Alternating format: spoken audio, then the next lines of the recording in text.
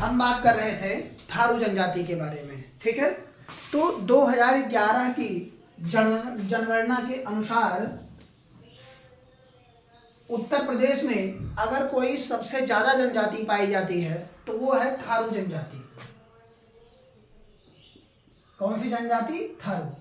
और सबसे कम अगर कोई जनजाति पाई जाती है तो वो है बनरावत जनजाति। बनरावत जनजाति ये सबसे कम है, ये कम और ये ज्यादा, ठीक है, उत्तर प्रदेश में। अब हम बात कर रहे थे थारू जनजाति के बारे में, ठीक है। तो जैसे इनके शारीरिक, अगर हम बनावट की बात करते हैं कि इनकी शारीरिक बनावट वास्तव में होती कैसी है, तो इनके कद जो होते हैं, इनके कद वो कैसे होते हैं? छोटे। कद इनके कैसे होते हैं? छोटे, ठीक है। और मुख चौड़ा, चमड़ी थोड़ी पीली होती है, यानी कि जो ये स्किन ये कैसी होती है? पीली, ठीक है। मुख जो होता है वह है चौड़ा, मुख चौड़ा होता है, ठीक है। और चमड़ी पीली होती है, पीली।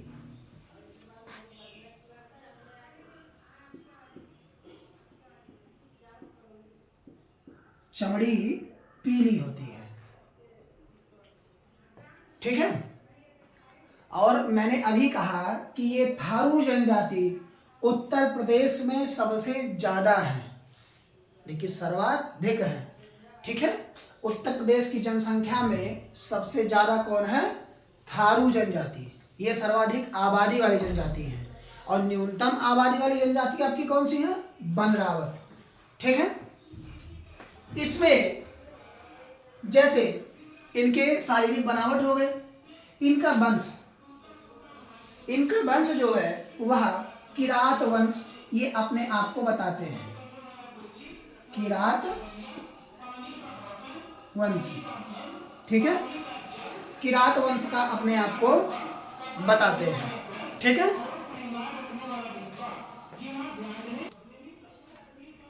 ठीक है, तो ये अपने आप को कहां से बताते हैं? किरात वंश। इनके अगर हम क्षेत्र की बात करते हैं, किसके? क्षेत्र। तो क्षेत्र जो इनका है, ये जिस क्षेत्र के अंतर्गत ज्यादा पाए जाते हैं, ठीक है, वो है तराई क्षेत्र। कौन सा क्षेत्र? तराई क्षेत्र। तराई क्षेत्र। अब तराई क्षेत्र में आते कौन कौन है, ये भी बात है। तो महाराजगंज, सिद्धार्थनगर, महाराजगंज, सिद्धार्थनगर,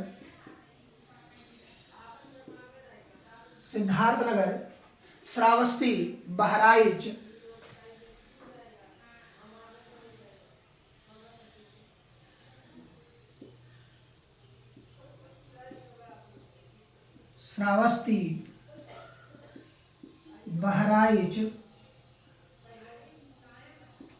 बहराइच, पीलीभीत, लखीमपुर,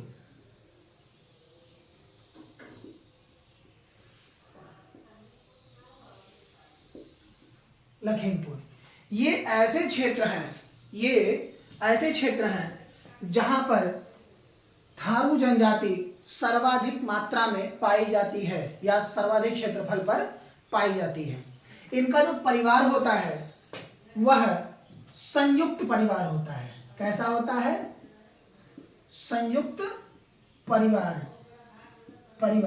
और इनके घर की जो मुखिया होती है, वह महिला होती है। कौन होती है मुखिया? महिला। क्यों? क्योंकि मात्र सत्तात्मक व्यवस्था यहां पर है। मात्र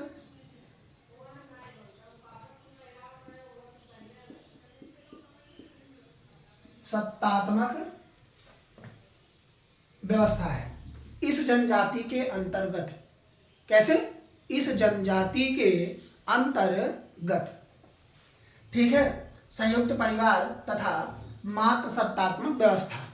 अगर इनके हम विवाह की बात करते हैं तो यहाँ एक ऐसी प्रथा होती है इन जनजातियों में कि बहनों की अदला बदली, या हम कहें कि एक जैसे मान लिया दो परिवार के संयुक्त लोग हैं इसी थारू जनजाति में, तो वो अपने बहन से उनकी शादी करवा दिए, अपने बहन से उनकी शादी करवा दिए। तो ये बहनों की अदला बदली के व्यवहार पर ही थारू जनजाति में शादी का प्रचलन है।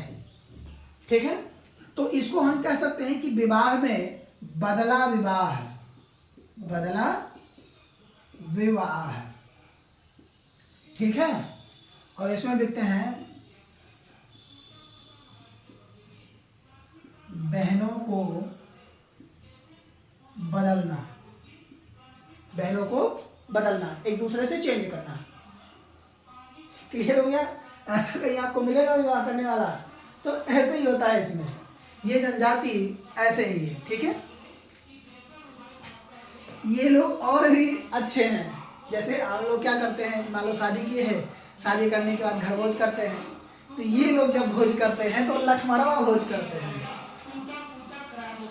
भोज ये है लठमरवा भोज, लठमरवा भोज का आयोजन करते हैं, आयोजन करते हैं, यानी खाना के साथ साथ लाठी की भी व्यवस्था सुचारू रूप से उपलब्ध है। जिनको खाना हो वहां आ जा सकते हैं।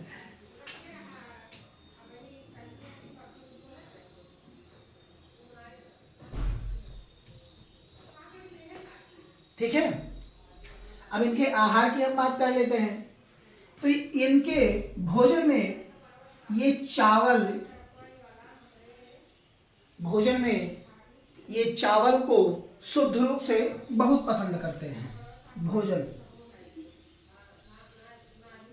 और भोजन में है चावल। ठीक है, और इसमें जैसे पुरुष क्या होते हैं, ये भोजन में चावल को खाते हैं, अति प्रिय है। ठीक है, लेकिन कहते हैं ना कि सभी जनजातियों की अपनी कोई एक निशानी होती है, तो इनमें जो पुरुष और महिला होती है दोनों में अलग अलग डिफरेंस है। जैसे अभी हम पुरुष की बात करें, ठीक है, और यहाँ एक तरफ हम बात कर लेते हैं किसकी, महिला की। ठीक है, तो पुरुष, जैसे आज के समय में आप लोगों ने ब्राह्मणों को देखा होगा कि वो लोग चोटी रखते हैं, जिनको शिखा कहते हैं। ठीक है, इनकी भी क्या होती है, चोटी, ये चोटी रखते हैं। लेकिन महिलाएं जो होती हैं वो टैटू बनवाती हैं, यानी कि गुदना, गुदना, गुदना बनवाती हैं या टैटू बनवाती हैं। ठीक है, यहां तक हो चुका है। फिर आगे चले इसके, चलिए इसके आगे चलते हैं। इसको नोट कर लीजिए आप लोग, इसके आगे चलते हैं। जैसे अभी हम बात करते हैं कि ये किस धर्म को मानते हैं, तो ये हिंदू धर्म को मानते हैं, हिंदू धर्म को मानते हैं। ठीक है, प्रेतात्मा एवं भी भूतों में विश्वास करते हैं।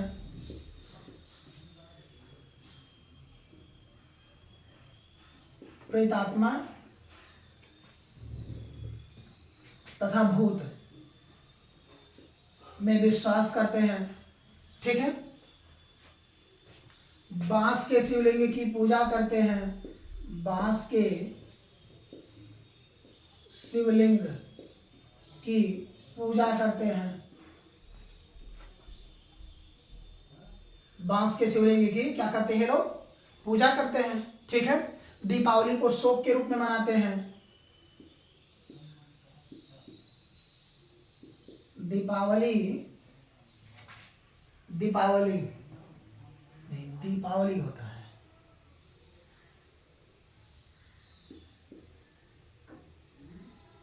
दीपावली शोक के रूप में ये मनाते हैं।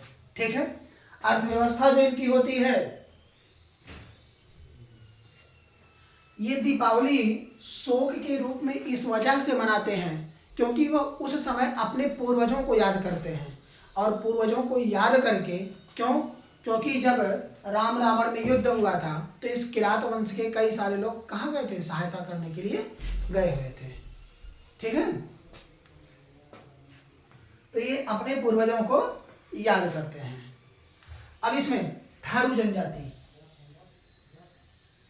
हम थारू जनजाति पढ़ रहे हैं। दिवाली को ये लोग शोक के रूप में मनाते हैं। अर्थव्यवस्था इनकी जो होती है वह कृषि पर निर्भर होती है। ठीक है, जगह नहीं बचा है, चलिए इसको मिटा करके फिर हम आगे चलते हैं।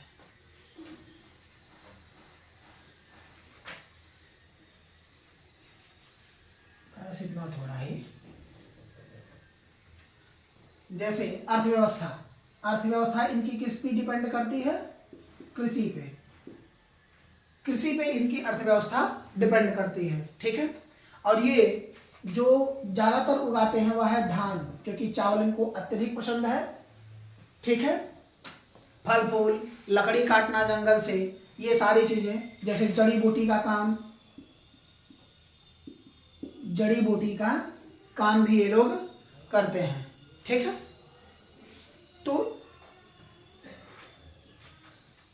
थारू जनजाति की शिक्षा के लिए, थारू जनजाति की शिक्षा के लिए महाविद्यालय लखीमपुर में खोला गया।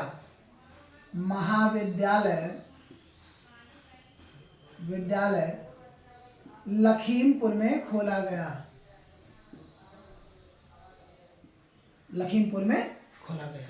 ठीक है, तो ये आप सभी के समझ में आ गया होगा। तो आज हम लोगों ने इन जनजातियों के बारे में जाना और जनजातियों में थारू जनजाति को पूरी तरह से पढ़ लिया है। अब दूसरी जो जनजाति है वो है बुक्सा जनजाति, क्योंकि दो जनजातियों को ही जो है मायने रखा गया था उत्तर प्रदेश में ना,